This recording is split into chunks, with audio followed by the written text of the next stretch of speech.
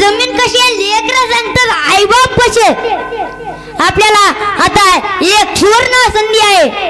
आपल्या जवळच आहे सेलू तालुक्यात 12 मार्च ते 19 मार्च फिरता ज्ञानेश्वरी पारायण सोहळा. तिथे हजारो माणसं पारायणला बसणार आहेत. आपल्या गावातले पिणारे खाणारे एकत्र पाठवा. त्यांच्या बुद्धीत फरक पडल्याशिवाय राहणार नाही. कारण की माझा स्वतःचा अनुभव आहे. कारण की मी दुसरीपासून म्हणजे वयाच्या 7व्या वर्षापासून माझ्या हातात ज्ञानेश्वरी आहे आणि वडिलांचं मार्गदर्शन आहे आणि मारुतीरायाचं नित्यनेमानं भजन आहे. याच्या पलीकडे काहीच नाही. मी कोणत्या संस्थेत गेलो, कोणत्या मार्गाकडे गेलो तर नाही.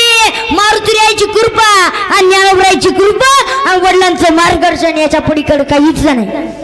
म्हणून आपले लेकरं परमार्थाकडे आणा विठाला. ते असं करतो लगेच भाव बोलला म्हणजे देव बोलला. कसं आता भाव म्हणते तसं कशामुळं का आणा लेकरं परमार्थाकडे.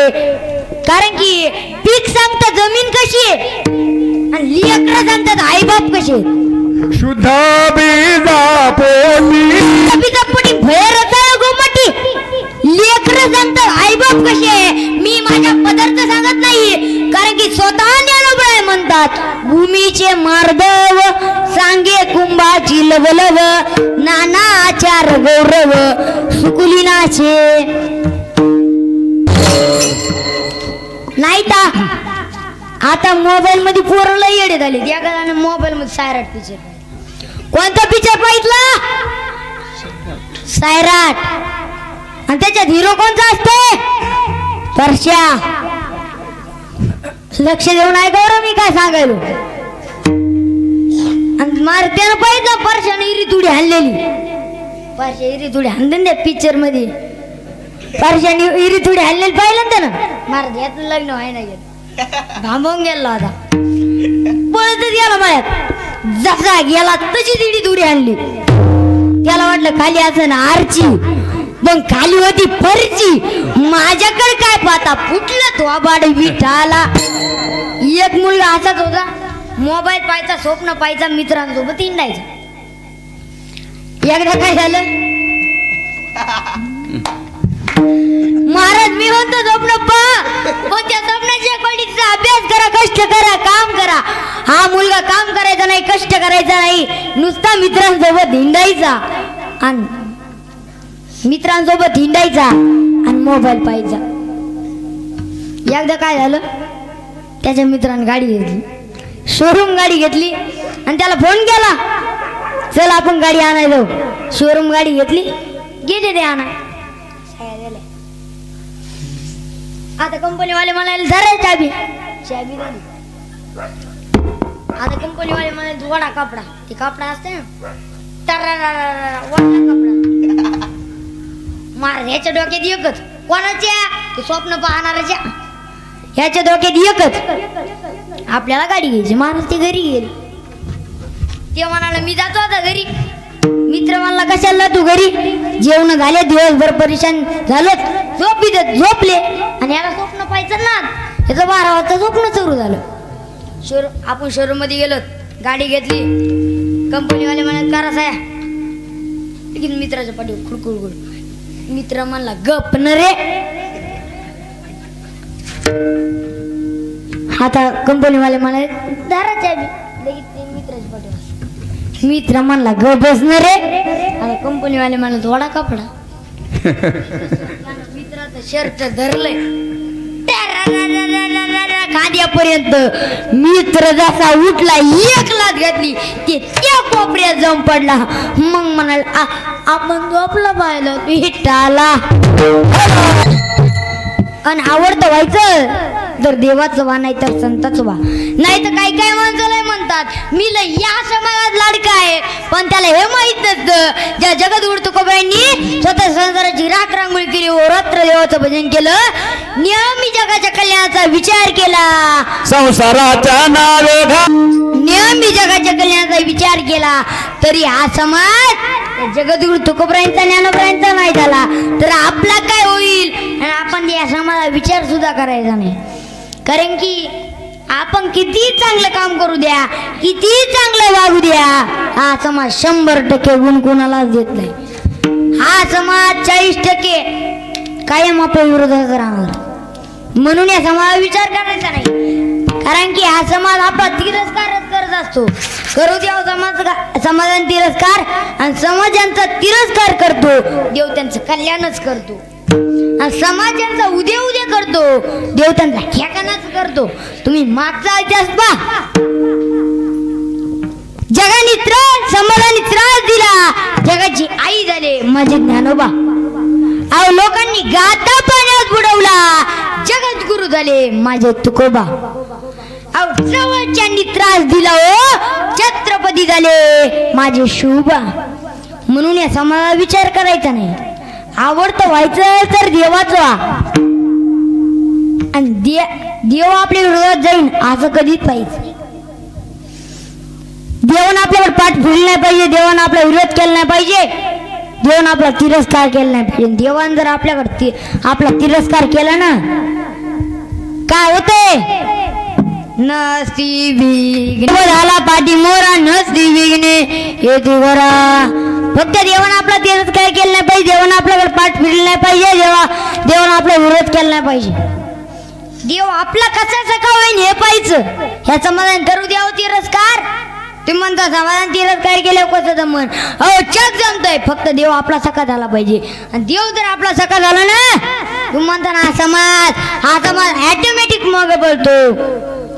हा आला हाता मग काही भय चिंता. देव सखा जरी अवघे विश्व कृपा करी.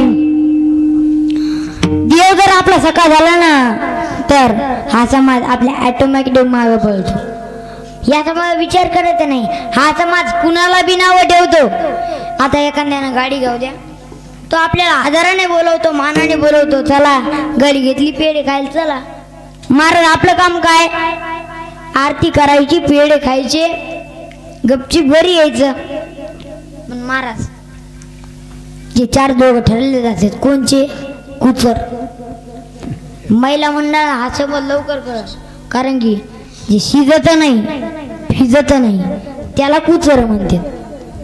कुचर म्हणजे कुचर वाटेचे अध्यक्ष. आणि महाराज गावात पाहिजे, कारण की आपली कळत राहील गाण कोण साफ करीन हे पाहिजेच. आरती टाइम झाला, असं केलं, 4 दोघ जण गाडीच्या मग, त्याच्यातलं एक जण म्हणते अरे लय भारी गाडी घेतली. दुसऱ्यानं म्हणा भारी गाडी घेतली. दुसरं काय म्हणते महाराज माहिती? हप्त्यावर घेतली असं. अरे हप्त्यावर घेऊ का सप्त्यावर घेऊ त्याच्यानं घडली नाही म्हण ना. पेढे काय आरती कर, गपचीप घरी जाईन विठाला. आपलं काम काय? पेढे खायची, आरती करायची, गपचीप घरी यायची. पण काही काय माणसाला पुढचंच बोलायला सगळं असते. आमच्या गावात अशीच एक सखा त्याच्या होते, त्याला सुद्धा पुढचं बोलायचं होते. मला माझ्या मित्राचा फोन आला, महाराज वडिलांचा चौदा आहे, दुपारी कीर्तन आहे, जेवणा करता या. सकाळी मला सोबत कोण नव्हतं म्हणून सकाळी बस स्टँडला बसलेले होते. मला माहित होतं सकाळी पुढचं बोलतेत. म्हणलं 14 आहे, दुःखाचा प्रसंग आहे, तिथं कशाला काय बोलते? मी नेलं हॉल होता.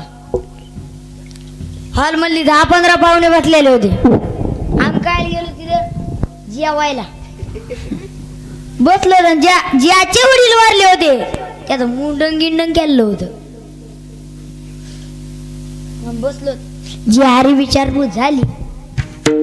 ज्याचे वडील वारले होते तो काही कामानिमित्त बाहेर गेला. बाहेर गावचा एक पाहुणा आला, त्याचं सुद्धा मुंडन केलं होतं. आणि योगाचं झाला, ज्याचे वडील वारले होते तो पाहुणा त्याच्या जागेवर बसला.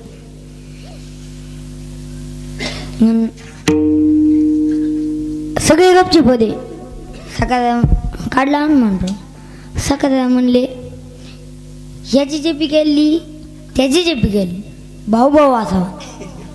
त्याच पाहुण्याला सगळे बोलू लागले, याला कोणीच बोलाय ना, लहान असावा, गरीब असावा. महाराज गरीबाला कोणी बोलत नाही, गरीब असावा. सकाळ मनातली मनात म्हणले बरं का, मी बोलतोय सकाळी म्हणले मागावर थोडं माग सरकलो.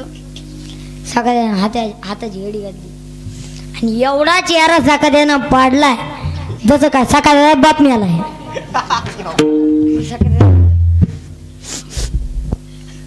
अवघड झालं. तो पाहुणा म्हणला या मायाला मेलेला म्हाताऱ्याविषयी बोलत होता ना. अवघड झालं. तो पाहुणा म्हणला अवघड झालं. सगळ्या म्हणले जाऊ दे एक दिवस सगळ्याला जायची. तुम्हाला जायचे मला जायचे. तो पाहुणा म्हणला हो खरंय. सगळ्या म्हणले पण तुमचे वडील जरा धार्मिक होते हो. मग त्या पाहुण्यानं वर पाहिलं. मग सकाळी काय वर पाहिनाच सकाळी खालची खालीच मग. सकाळी म्हणले सकाळी एवढं थांबलं नाही. सकाळी म्हणले जाऊ दे तुमचे वडील वारले ना आपण देवाला आजी प्रार्थना करू तुमच्या वडिलांच्या आत्म्याला शांती लाभू.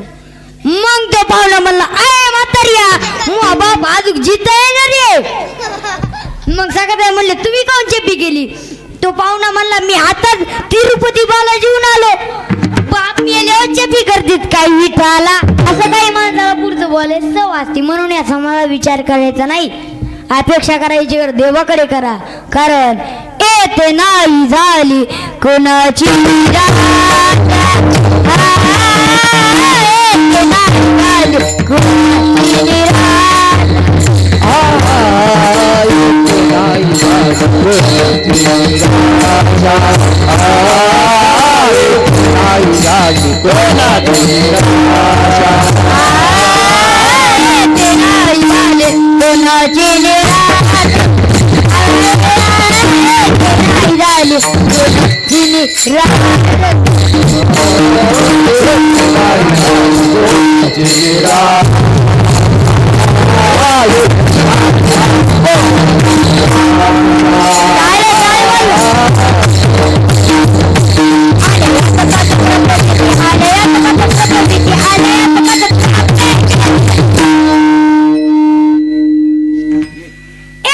नाही झाली कुणाची निराश